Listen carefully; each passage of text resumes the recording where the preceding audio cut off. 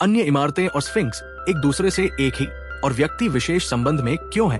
कुछ अधिक विचारशील प्रगतिवादी संभावित निष्कर्ष पर आते हैं। ग्रहों की स्थिति और विषुओं की पूर्वता, और यह सुझाव दिया गया है कि महान पिरामिड और इसके आसपास की संरचनाएं एक जबरदस्त कैलेंडर संरचना थी, जो शायद मनुष्य को ज्ञात सबसे पुरानी थी। ये अनुचित नहीं है अगर हम इसके बारे में सोचे तो हम जानते हैं कि चिचेन इट्जा में युकाटन के पिरामिडों में से एक वेधशाला थी, जिसके कुछ हिस्से अभी भी बचे हुए हैं और रिकॉर्ड नोट है।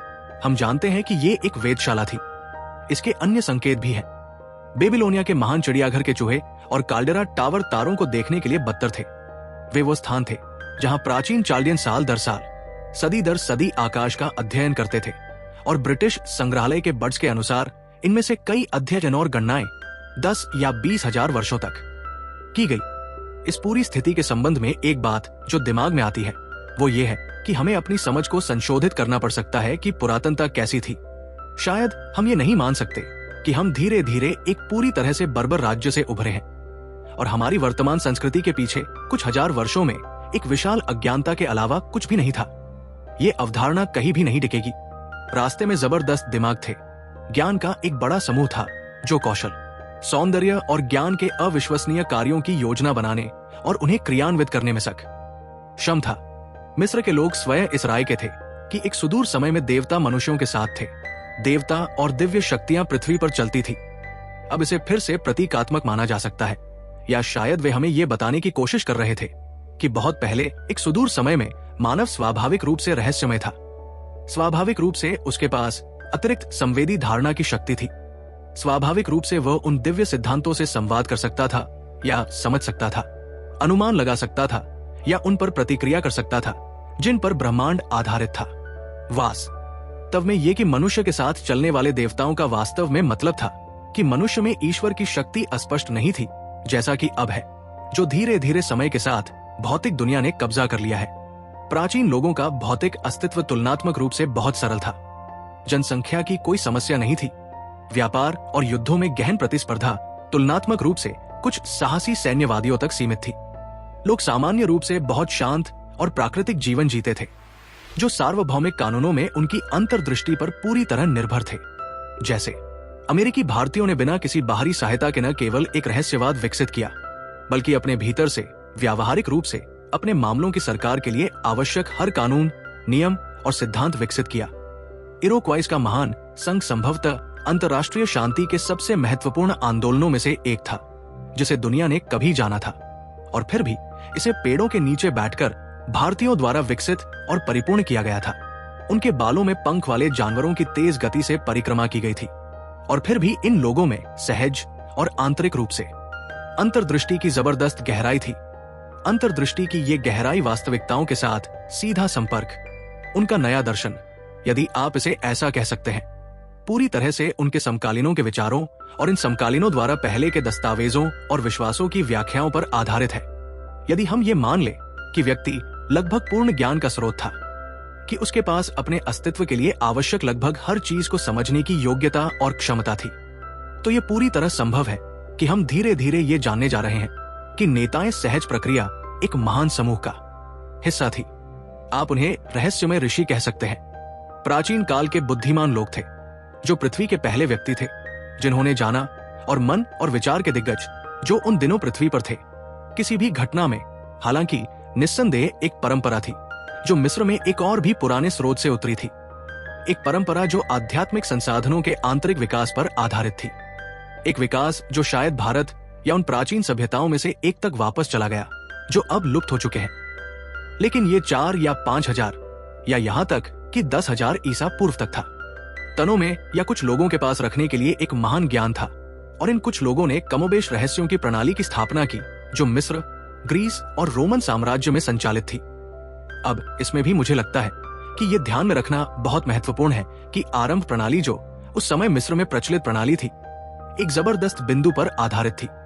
एक बिंदु जिसे हमने खो दिया है, एक बिंदु जिसे हमने वास्तव में कभी भी बहाल करने का प्रयास नहीं किया है, लेकिन जिसके बारे में हमने काफी सोचा और विचार किया है। रहस्यों के उद्देश्य ऐसे पहलों के अनुसार फ्लोटिनस प्रगति, इम्बलिचस, अमोनिया, सर्कस और अन्य का मानना था कि ये बहुत सरल है कि व्यक्ति को व्यक्तिगत अनुभव के माध्यम से संदेह से परे वास्तव में सीखना चाहिए कि मृत्यु एक भ्रम है कि अमरता मनुष्य की समस्या का शिखर है, कि प्राचीन लोग न केवल इस पर विश्वास करते थे, बल्कि इस विश्वास को गुप्त रखते थे, बल्कि एक विज्ञान विकसित करते थे जिसके माध्यम से वे मृत्यु के तथ्य और उदाहरण और परिस्थिति को सीधे दूसरे व्यक्ति को बता सकते थे। दूसरे शब्दों में, रहस्यों की पहल पुरानी अवधारणाओं के अनुसार वे लोग थे जो इस दुनिया में रहते थे, मर गए और फिर से पैदा हुए, इसे पूरा करने के लिए एक विस्तृत अनुष्ठान प्रणाली थी, क्योंकि अमरता की अवधारणा पर इस दुनिया में एक स्थायी भौतिक संस्कृति की पूरी समस्या का निर्माण किया गया था। यदि अमरता बिना किसी सवाल के साबित हो सकती थी तो संचार का परिणाम नहीं था। इसलिए नहीं कि कुछ प्रसिद्ध व्यक्ति ने इस पर विश्वास किया था, इसलिए नहीं कि हम इस पर विश्वास करना चाहते थे, या क्योंकि ये पवित्र पुस्तकों या उस प्रकृति की किसी भी चीज में लिखा था, बल्कि इसलिए कि जिस व्यक्ति ने इस पर विश्वास किया था वो मर चुका था, अनुभव से गुजरा और जीवन में वापस आया। यह रहस्य प्रणाली का बोझ था कि यह निर्णायक रूप से साबित हो कि मृत्यु किसी भी चीज का अंत नहीं है, जैसा कि उन्होंने सब कुछ किया, कुछ ऐसा जिसे वे जानते थे, कुछ ऐसा जिसे वे मानते थे, जिसे नकारा नहीं जा सकता था, क्योंकि ये विश्वास करने वालों के जीवन में एक वास्तविक अनुभव था जो मिस्र में रहस्य प्रणाली में थे। लेकिन हम इस समय विशेष रूप से मृतकों की पुस्तक में रुचि रखते हैं, जो एक मिथ्या नाम है, उसी प्रकार के मिथ्या नाम का हिस्सा है जो हमें कई अन्य तरीकों से पीड़ित करता है। मृतकों की पुस्तक, जिसे मिस्र का नाम कहा जाता है, मृतकों की पुस्तक नहीं, बल्कि दिन में आने और मुंह खोलने की पुस्तक। यह प्राचीन काल में ऐसे महान पपीरस के लिए प्रसिद्ध नाम था जो ब्रिटिश संग्रहालय के संग्रहालय में है। एनी के पपीरस और हनीफा की तैयारी ये रहस्यों के माध्यम से मृतकों के जीवन में वापस आने के महान उदाहरण थे, क्योंकि जीवन का प्राचीन दर्शन जीवन की किसी भी वास्तविकता पर आधारित था। ये इस तथ्य पर आधारित था कि व्यक्ति अनंत काल के लिए था कि वो आगे बढ़ेगा, उसका कोई अंत नहीं था, कोई भी लोगों को इसमें परिवर्तित नहीं कर रहा था, रहस्यों में इसका प्रचार या शिक्षा देने वाला कोई नहीं था। उम्मीदवार ने इसे वास्तविक तथ्य के रूप में स्वयं अनुभव किया, और जैसा कि एफिलियास ने हमें काया पलट में बताया है, मंदिर में दीक्षा लेने वाला व्यक्ति अवक्षेप की दहलीज पर कदम रखता है, जो कि अधोलोक है, और आत्माओं को देखता है। वह मृत्यु के दायरे में चला गया और फिर से लौट आया। यूजीन ओनील का नाटक लाजर लाफ्ट इसी विषय पर बनाया गया है। मसीह कुछ समय तक जीवित रहे और अंत में सम्राट कैलिगुला द्वारा रोम में उन्हें सताया गया, और अंत में कैलिगुला ने लाजर को मौत की धमकी दी और लाजर उस पर हंसा जो व्यक्ति मर गया था, उस व्यक्ति पर हंसा जिसने सोचा था कि वो कुछ भी मार सकता है। और यह रहस्य का बोझ था कि व्यक्ति जो इसलिए नहीं जानता था कि वो विश्वास कर सकता था या आस्था रख सकता था, बल्कि इसलिए कि मंदिर के सही समारोहों और गूढ़ प्रथाओं के माध्यम से वो इसमें जीवित रहा और जीवित आया और अंधकार से प्रकाश में आया। ये बिना किसी प्रश्न के एक निश्चितता के रूप में जानता था कि कोई मृत्यु नहीं थी। अब हम शायद ये महसूस नहीं करते हैं कि सभ्यता के मॉडलिंग में ये बिंदु कितना महत्वपूर्ण होगा। हम ये महसूस नहीं करते हैं कि मृत्यु की अवधारणा कितनी दमनकारी है, और धार्मिक प्रणालियों में मृतकों की सजाएं कैसे व्यक्ति को यातना दे सकती है या भयभीत कर सकती है। मुख्य बिंदु अस्तित्व की वास्तविकता, इसका रहस्यमय अनुभव संभवतः रोम में सरोगेट सर्कस मैक्सिमस में ईसाई शहीदों को प्रभावित करता था जब वे अपने विश्वास के लिए मर गए। इसमें कुछ ऐसा था जिसने भय के जीवन को निश्चितता के सैरकन के जीवन में बदल दिया। इसने भौतिक अस्तित्व के गतिशील महत्व को भी हटा दिया और इसे इस दुनिया में केवल अनंत काल के लिए पूर्व कक्ष के रूप में प्रस्तुत किया। अब हेमीस और कई अन्य और अलेक्जेंड्रिया काल के लोग महान पिरामिड को हेमीस की कब्र के रूप में मानना पसंद करते हैं। इसे नियोप लाटोनिक अलेक्जेंड्रिया रहस्यवादियों द्वारा संदर्भित किया जाता है, जिनके पास इस विशेष समस्या के बारे में काफी अच्छी अंतर्दृष्टि थी। ये एक मृत परी के लिए एक कब्र नहीं थी। ये दूसरी दुनिया के प्रवेश द्वार और वहां लौटने के रास्ते का प्रतीक था। फिर से ये दीक्षा संस्कार निस्संदेह गूढ़ कौशल और शक्तियों के उपयोग द्वारा बनाए रखा गया था, जिसके बारे में हम वर्तमान समय में बहुत कम जानते हैं।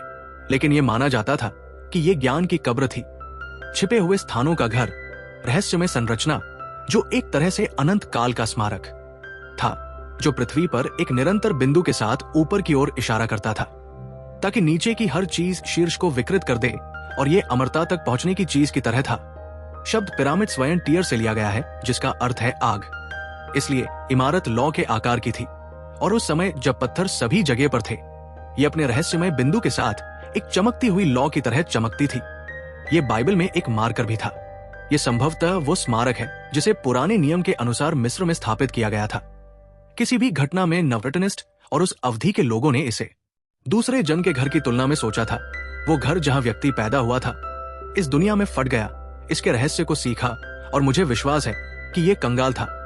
वो प्लूटिनो हो सकता है जिसने एक अवसर पर कहा था कि मानव जीवन में बहुत शारीरिक रूप से मनुष्य गर्भ से शरीर में आ रहा था, और ये शरीर स्वयं दूसरे जन्म का गर्भ बन गया, क्योंकि व्यक्ति ने आत्मज्ञान प्राप्त कर लिया और शरीर की सीमाओं को पार कर गया।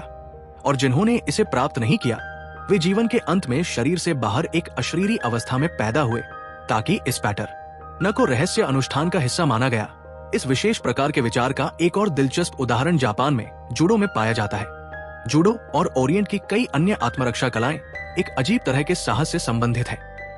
एक ऐसा साहस जो चिंता और भय से पूरी तरह मुक्त होना चाहिए।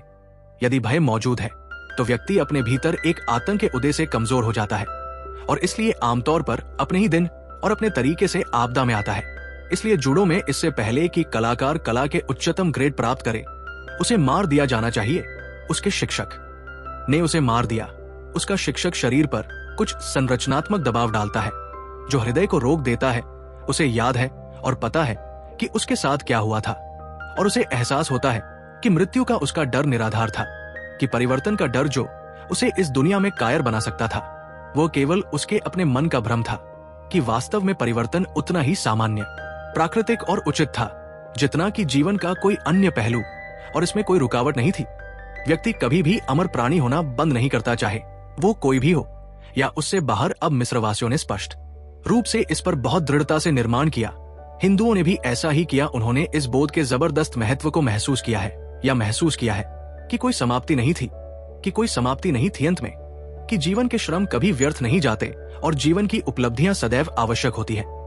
कि जिस व्यक्ति को यह विचार हो कि उसके गुण उसके साथ विस्मृत हो जाएंगे, वो गलत था, और जो ये मानता हो कि उसके अवगुण उसके साथ विस्मृत हो जाएंगे, वो भी गलत है। स्थान में व्यवधान है, परंतु अवस्था में नहीं। व्यक्ति और भौतिक शरीर के बीच संबंधों के क्रम में व्यवधान है, परंतु उस शरीर के भीतर जीवन की निरंतरता में कोई व्यवधान नहीं है।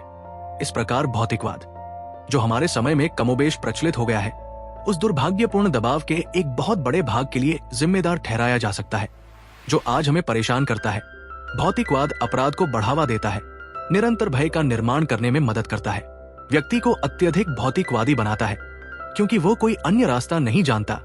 ये निरंतर भय का निर्माण करने में मदद करता है, व्यक्ति को अत्यधिक भौतिकवादी बनाता है क्योंकि वो कोई अन्य रास्ता नहीं जानता, और धीरे धीरे दुनिया जीवन से डरने लगती है, जिसके अस्तित्व से डरती है, जिसमें दुनिया में इसके दिन हैं। एस्क्लेपस और हेमीज और संवाद ने बताया कि वो समय आएगा जब मिस्र, जो निश्चित रूप से पूरे विश्व का प्रतीक था, अपने देवताओं को भूल जाएगा, कि ये बिगड़ जाएगा, कि ये स्वर्ग से चला जाएगा, कि ये झूठी छवियां, झूठे लक्ष्य और झूठे उद्देश्यों का निर्माण करेगा ताकि खुद को सही ठहराया जा सके। हैरिस कि ये सभी चीजों के साथ शांत स्थिति में चला जाएगा, कि ये पृथ्वी के मूल्यों को बर्बाद कर देगा। वो निश्चित रूप से इंगित करता है कि पृथ्वी दरिद्र हो जाएगी, मिट्टी दरिद्र हो जाएगी, कि रहने वाले मानवता को अपनी जिम्मेदारियों की कोई धारणा नहीं होगी, लेकिन वो केवल आनंद और लाभ के लिए जिएगा। और जैसे जैसे ये हुआ, धीरे धीरे ग्रह एक रेगिस्तान बन जाएगा, कि जो कुछ भी उपयोगी था वो अब काम करने या खुद को प्रकट करने में सक्षम नहीं होगा। लेकिन इसके बावजूद कि मानव के अंदर कुछ मर नहीं सकता है, ये शाश्वत जीवन जिसे महान रहस्य प्रणाली में मान्यता प्राप्त थी, चलता रहा, और समय के साथ साथ व्यक्ति के भीतर का जीवन उसके मन, भावनाओं और शरीर के दुराचार के खिलाफ विद्रोह करेगा। और जब महान त्रासदी ने खुद को अज्ञानता में मानव स्वार्थ लोलुपता का परिणाम बताया, तो मानवता जो फिर देवताओं के पास वापस जाएगी, अपने भीतर दिव्य सिद्धांत पर वापस जाएगी, और अपने स्वयं के पश्चाताप से उभरने वाली एक नई दुनिया का निर्माण करेगी। अपनी गलती के, अपने स्वयं के एहसास से, अपने स्वयं के डर से, शायद खुद के और मौजूद हर चीज के अंतिम विनाश से नष्ट हो जाएगा। ये सब भ्रम का हिस्सा है।